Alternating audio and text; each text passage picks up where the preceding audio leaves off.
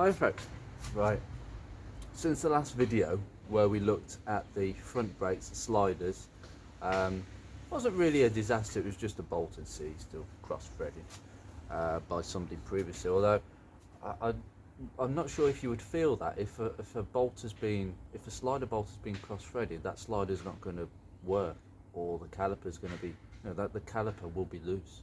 So good job we didn't go far for the test drive. But today we're going to look at the rear suspension. The bottom arms look a bit flaky. Going to wire brush up the brakes, everything at the back, and see how it looks, because yeah, like the front, if it brushes up like the front, then we're on to a winner. If it doesn't, we'll come down that road soon. We're in a bit of a position where I can't do much because I'm waiting for parts for the head rebuild, the engine rebuild. So that's all in situ really at the moment. What has been taken off the car has already been taken off the car. Can't really go further with what's under the engine bay. I've been cleaning, doing odd jobs here, but I can't really I'm not spending any money on like the vents or the roof lining or the door, or spending time on the door handles until I know that that engine runs. That's number one. The engine runs and the gearbox pulls in drive and reverse on this driveway, and that's all I need to know, and then I'll go for the next thing.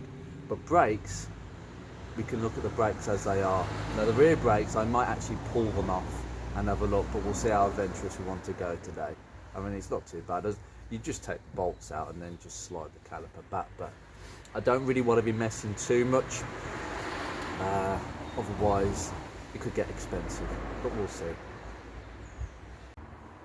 Right, first thing we're going to do is crack those nuts off. I need the locking key, so I've got the locking key.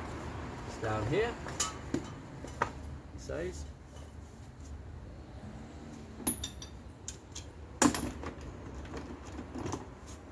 Now it is really important that with locking nuts that have been in situ maybe for a bit too long or been tightened, do not use an impact gun on them.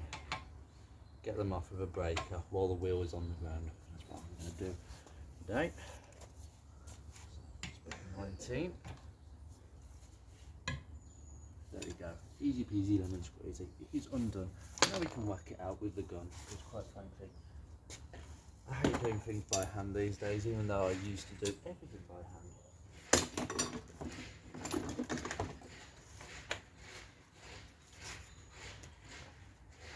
It would help if I actually jacked the car up first. Now I'm assuming, folks, that you put a jack on this beam here, because that's what comes off the front suspension. There's nowhere else for it to go, and the manual says it jacks up somewhere here, and presumably it's there. So I'm going to keep the jack underneath the car, but I'm going to have the axle stand as well. I always do both, to be honest with you, just for added reassurance.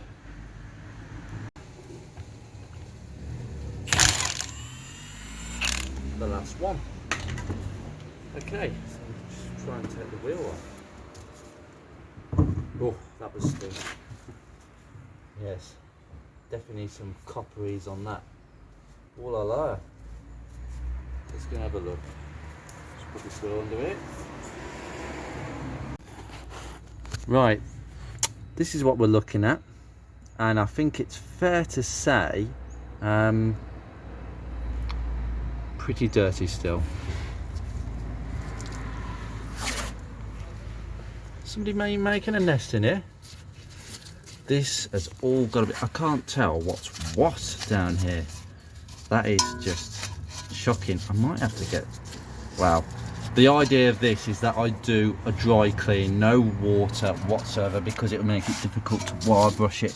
So I think I'm just going to have to get the wire brush and have a look properly. But some undersill peeling there, but all good. Obviously the train arm bush is a bit worse aware, but we'll come to that in some point. But yeah, already it's just looking very dirty, so I think I'll just get cracking on this. Just having a coffee first. This is going to take some time.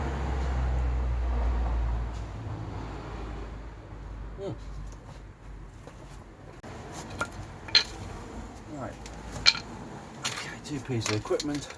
Small, which has been a bit flattened by the front. I've got plenty of these. Go to Lidl's, middle aisle. You get the picture. And even that's been totally wrecked, actually. This is quite old, but I'll get another one soon. In fact, I have got a bigger one somewhere. But anyway, eye protection, just in case. It would help if I actually got it the right way round.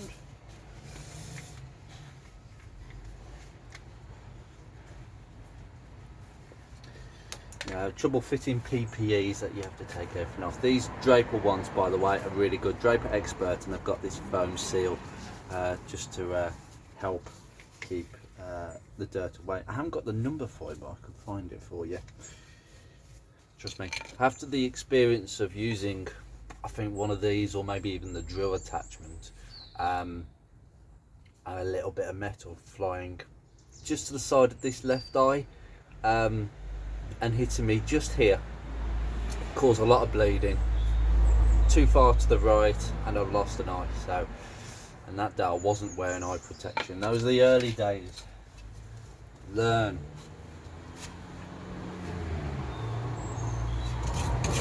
Although sometimes when they get a bit dirty, it becomes hard to see.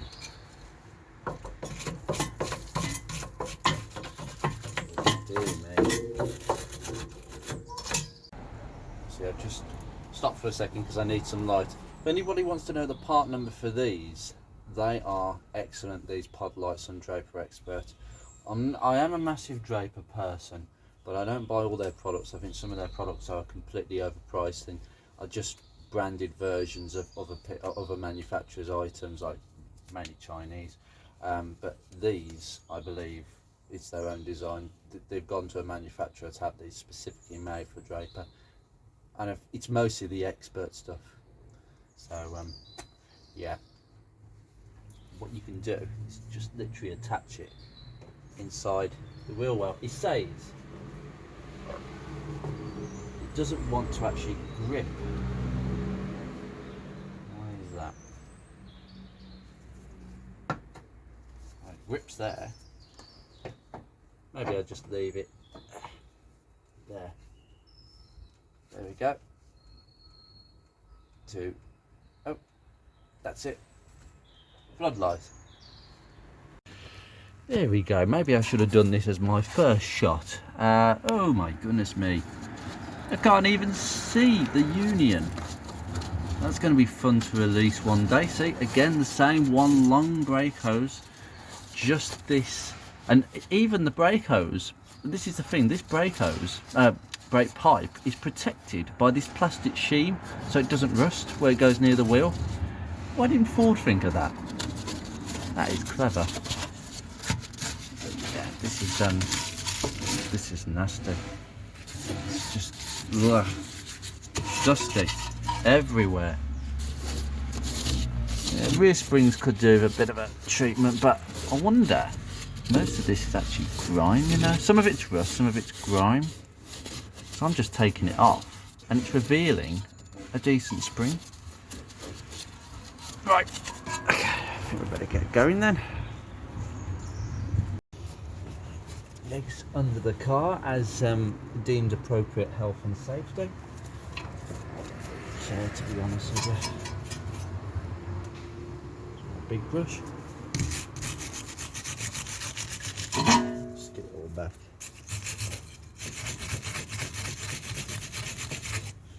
This disc doesn't seem that warm. Just very, very scored.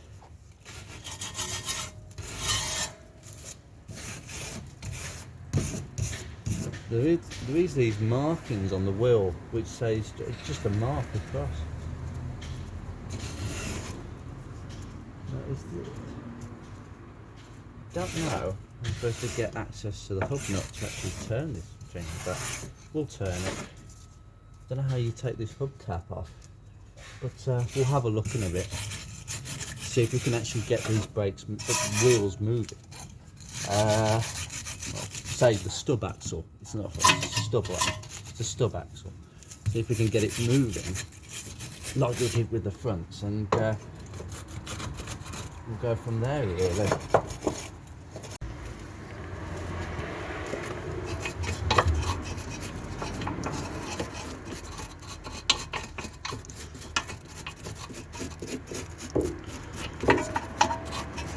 You wouldn't believe the amount of rubbish that is coming out. I'll tell you something though, these rear springs look really good. They're just covered in dirt.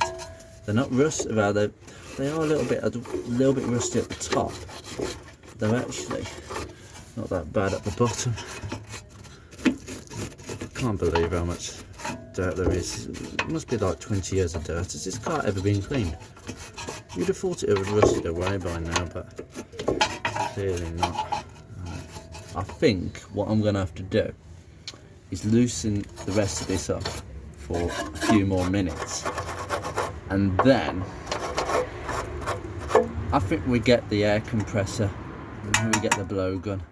And if I'll just bring the camera around. Look at all this. I hope you can see that because it's forward facing. But look how clean the train arm is. Look how clean it is in general. Even the spring. Oh, this is going to be ripe for a refurb job. It's looking good. Right, while I've got light, I'll just show you. I think the train arm bush has seen better days where they just separate here from the actual mounting itself. There's some cracks. Depends how much movement there is, but we'll look at that long term. Okay. I thought I'd drag the big guns out. Right, I thought I'd take the big gun out and just clear the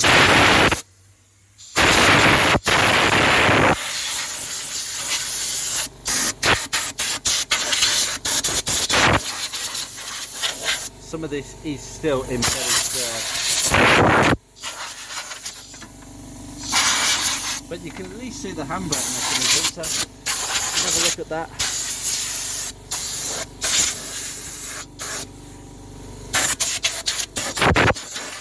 Right, that will do for now. Let's just keep brushing. That looks really, really nice.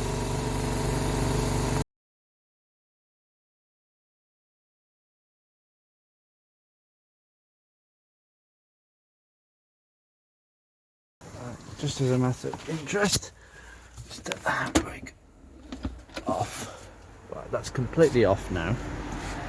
I'll shut that.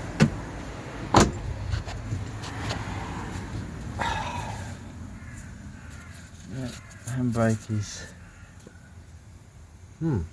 Okay. I'm going to get my bar. I have actually got a bar, which is just hit. And I'm going to have a go at spinning the wheel, just off camera initially. Right, I've just tried with a breaker bar and this wheel is stuck. Now this doesn't look like there's a cap. So is this a sealed? No, it can't be. So presumably you have to take the disc off to get this off. It doesn't look like that comes off. Am I missing something? But anyway, I've tried to move it. And I know that the handbrake works. Well, all I know is that the cable is working the mechanism, because if I come in here, where's my torch gone? This is half the problem really. Right, so basically if I just put my camera there, this stopper here, you can see with my thumb, right, it's butted up against this nut. Okay, I will wire brush this back even more, but you can kind of see. So the handbrake pulls this lever and that should come away. Now the handbrake is off at the moment. Well, if I put it on, this will move this way just a little bit. So I do know that it's working on this wheel, but how good is it working? I don't know. But what I do know is that this wheel is stuck. So I'm going to find a few ways of looking about going about that. Right, I have been told some very useful information. Now, apparently on the later facelift models, or maybe even just before that, the stub axle is actually part of the hub assembly itself. It isn't separate, cannot be renewed. So there is no hub nut. You basically release it at the back, I assume, with a couple of bolts. I think it's the same on the Focus, but you have a hub nut here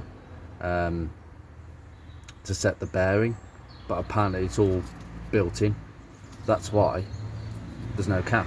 Well, there is a cap, but it's part of the stub. It's not removable.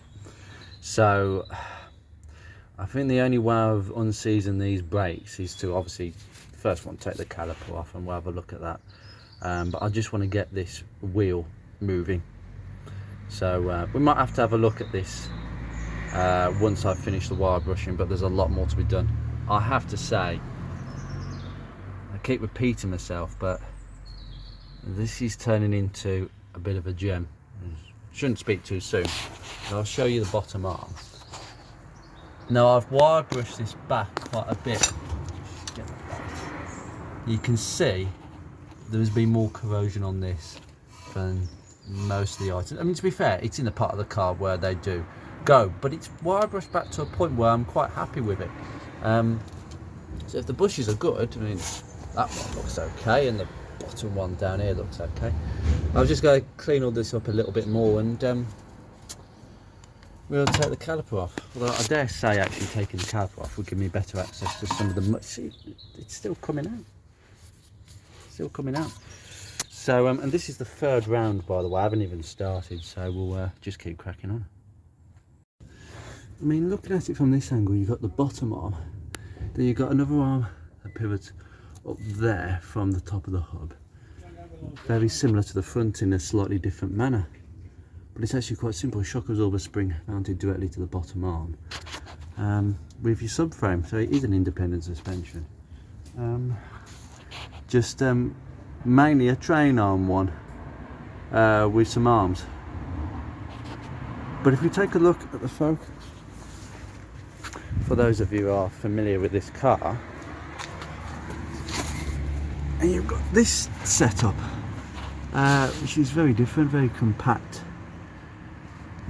Feels weird being under here since I spent so much time with Beatrix, but you've got your bottom arm, and your spring is pivoted off the bottom arm, and your roll bars, and then you've got your half moon arms here.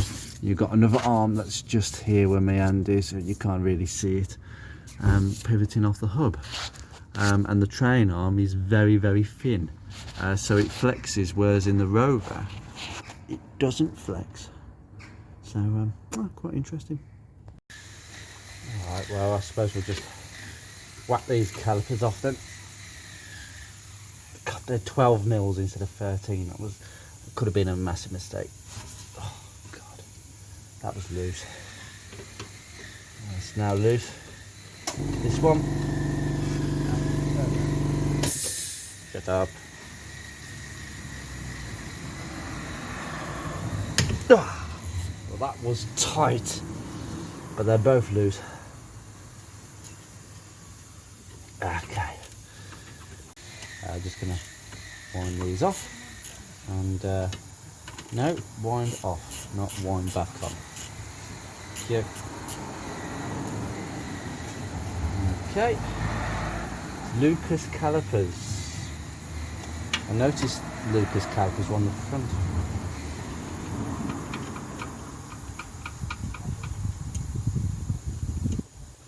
Okay.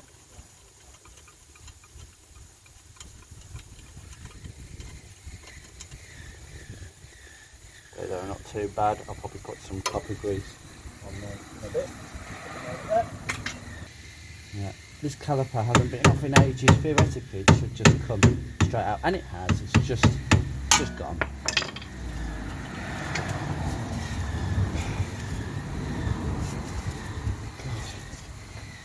few more taps.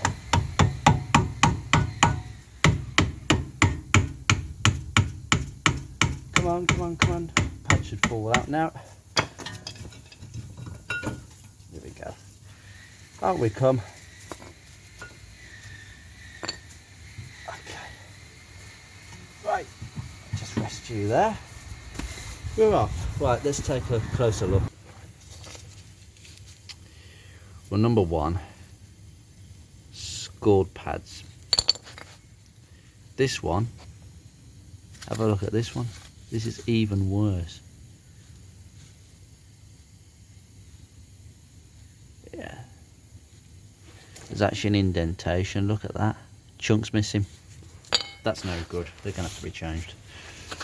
I can't put them back on now, I've seen that.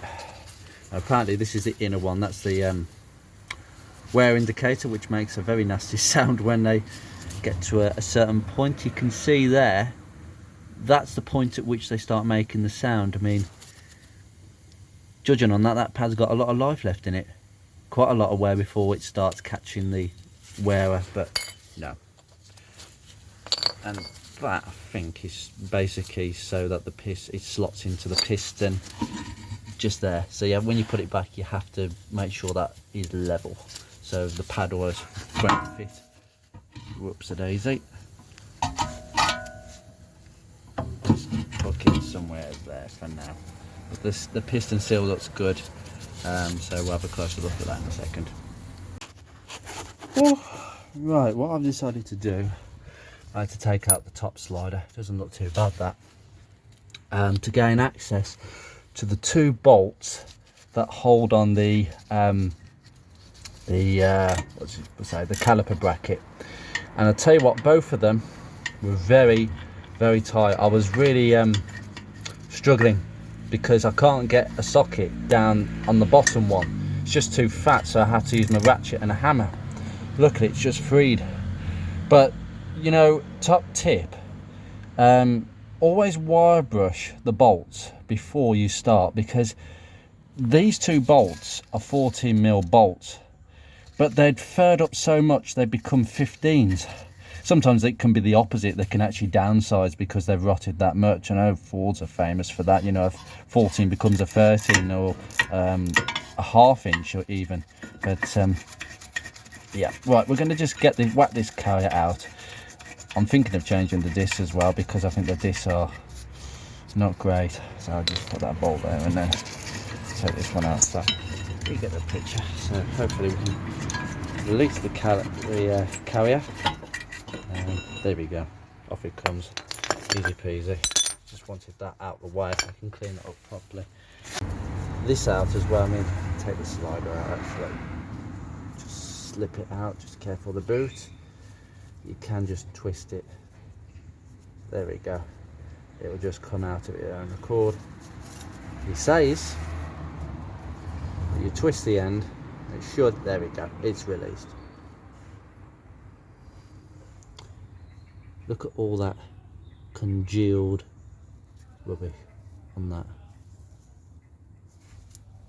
That's why they're not sliding. I'll just take the boot out as well. Just gently pop the boot out. Okay, lovely. Put that on the side. Okay, I'll give this a bit of a clean. These, by the way, these clips, I always take them out and replace them anyway, because they'll come with the pads presumably. Dirt can get lodged in here, and it can have the effect, I believe, of making your brakes bind up. So again, anything obvious that needs to be done. Potentially I can reuse these discs, but it does need, I'm going to have to clean these up. If I'm fitting new pads, I do not want them scoring too much, so I'm just going to put some, I think it's P1000, it's not abrasive really, but it will get some of the light surface. I've seen people where they get angle grinders to discs to clean back the level to make sure there's no lip, to make it look as if they're brand new. Oh dearie me. I mean, there's some things you do and there's some things you don't. It is coming off quite nicely. Daisy.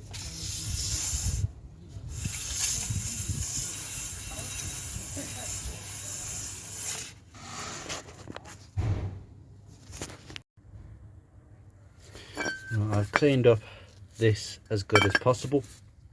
You clean all around, particularly where you've got the stainless steel clips. And what I'm going to do next is a bit of a trick, because these holes where the sliders go are a bit gunged up. So what I'm going to do, WD-40, and you just get it to go in and out. I mean, let me know, that is, it feels gungy. So I'll try and do it on camera if I can. Take it out. Right, let's try and get WD-40 first. Right, fill the hole, and then trying to do it with my foot. Oh yes. Now, look at that.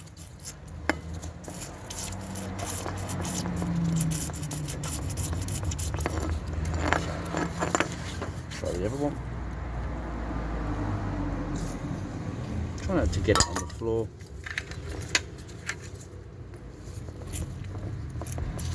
Okay, lovely. That feels way more loose than that does. Actually, that's getting better now. There we go. Minimal effort. There we go. See? Minimal effort. Now, I know what you're saying, WD-40, not good. No, because that's why we're putting these back. Spray it with brake cleaner, and then these can be cleaned back. And I'm going to apply some proper silicone stuff for brakes. I think the best one I've found is Ceratec, but it's £25-ish a tub, so not ideal. I'm just going to take off the handbrake just to give me some better access for cleaning. You take out this clevis pin, and then the whole thing should pull out. That pin should come out, and the handbrake should come back. Right, I've actually taken the pin out of there, and I've just realised it's still attached.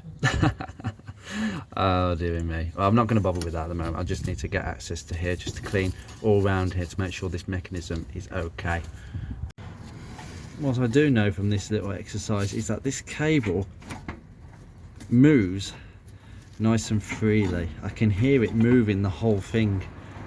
So yeah, I'm happy with that handbrake cable, and it's all been cleaned around here. I just put some brake cleaner and blow some air around, and we'll put it back together. Although I can't put the pads on, but I can certainly put everything else back together, like the sliders. Right, after a bit of a lunch break, I decided to get the old wind back tool out, and oh, it's fallen out. I tell you what, that piston, it's just started to move more now. But I'll tell you, that was seized. That was stuck as anything. I thought I was going to snap the tool. I literally thought that. So we'll wind this all the way back in, but we're going to leave it because obviously the pads aren't going on. But I thought I'd try it before I move on to the next job. Okay, brake lever wound back into position. It hasn't overflowed on the other side. I have taken the cap off. Don't worry guys, I haven't forgotten. Springs back in place. It's all been wire brushed. I've cleaned these out with brake cleaner, put the rubbers back on, they're fine. And now we're going to introduce these sliders to a bit of ceramic grease. I mean, you can use silicone, but don't use copper grease. But I prefer to use this stuff. It's worked for me in the past. Right, so number one, quite a white creamy substance this is. And this is from Silverhood. Just gonna cover this all over the pin. I'm going to be quite generous because it's not cheap stuff this is, but it's just a trick. So if we just in.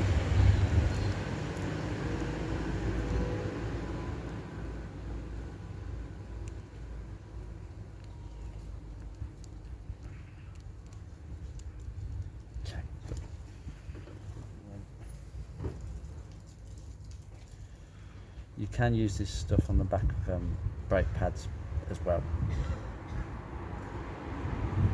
This is actually recommended as opposed to copperies these days. Copperies has, I think, been relegated a lot over the years. I think it was the go-to thing back in the day, but now it's there are better products out there. It's like wax oil.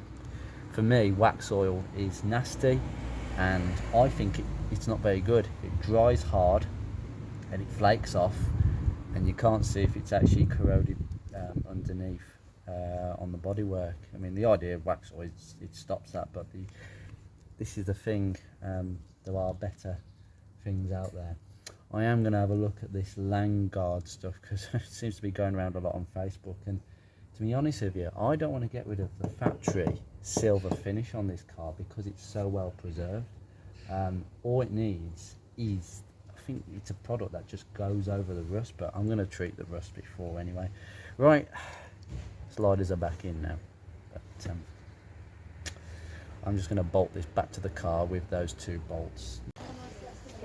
Saying that, these 2 bolts that were very difficult to get out, the caliper to hub bolts, copperies, that's where it's appropriate for copperies. So just dowels a bit on, not much, doesn't need much. Yes, I'm not even wearing gloves. I wasn't totally wearing a face mask when I blew all that dust and potential brake dust with compressed air. No doubt I'm going to suffer when I'm older, but hey, you know, these things happen. So we put Monsieur here back in line. Okay, 1 hub carrier back on.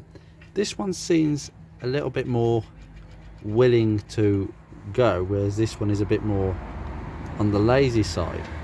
But I have packed it full of grease, so I think that's a lot better than what it was before. So at least I know it's been done.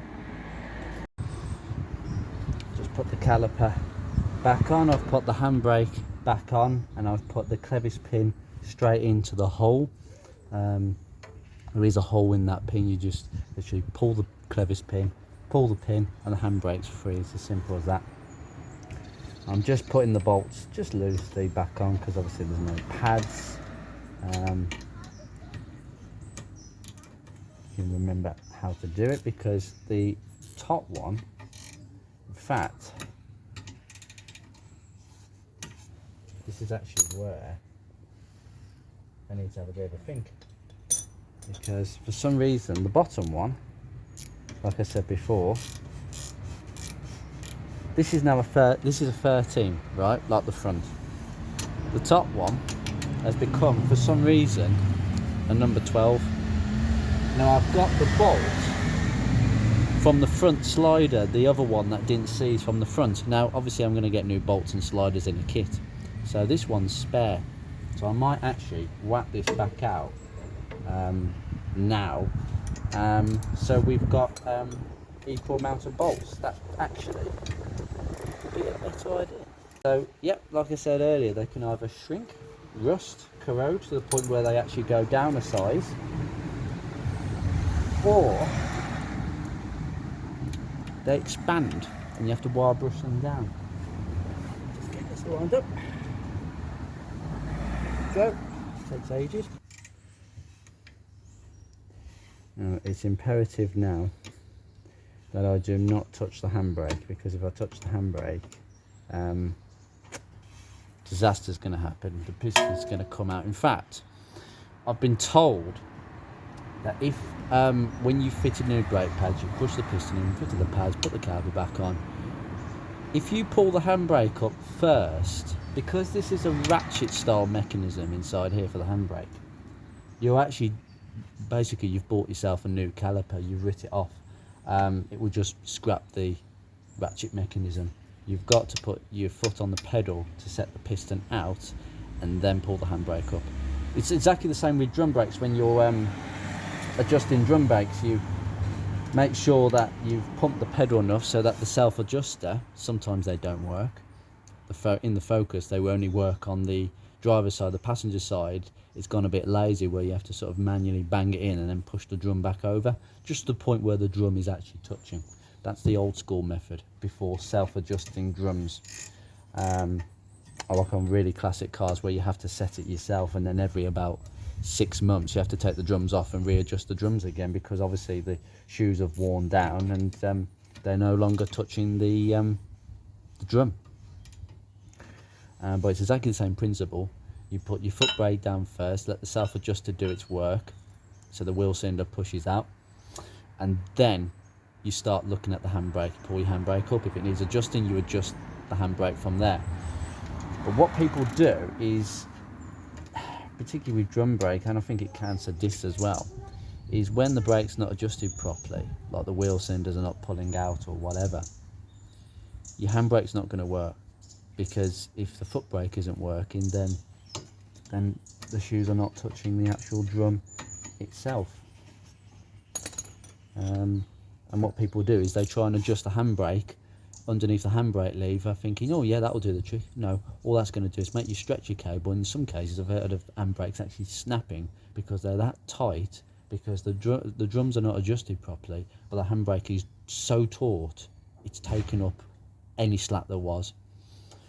So,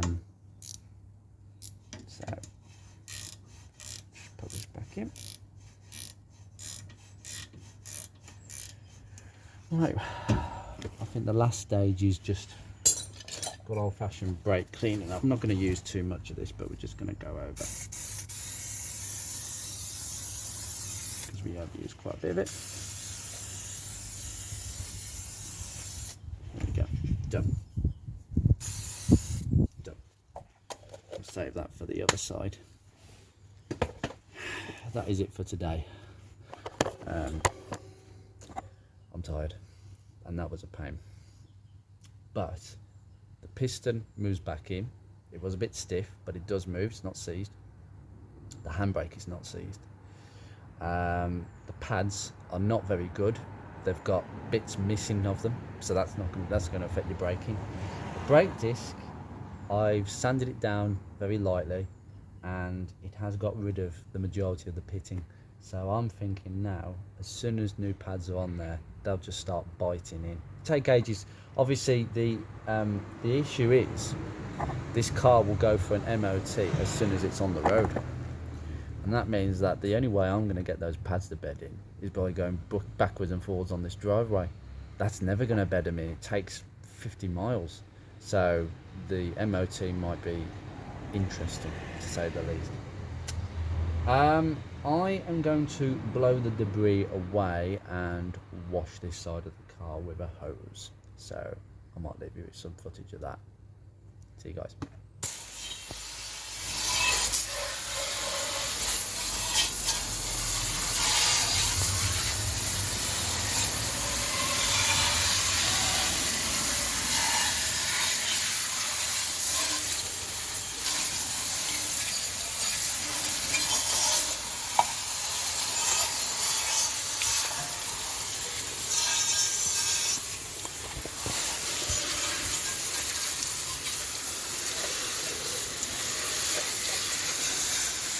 Oh my god, this car is still filthy.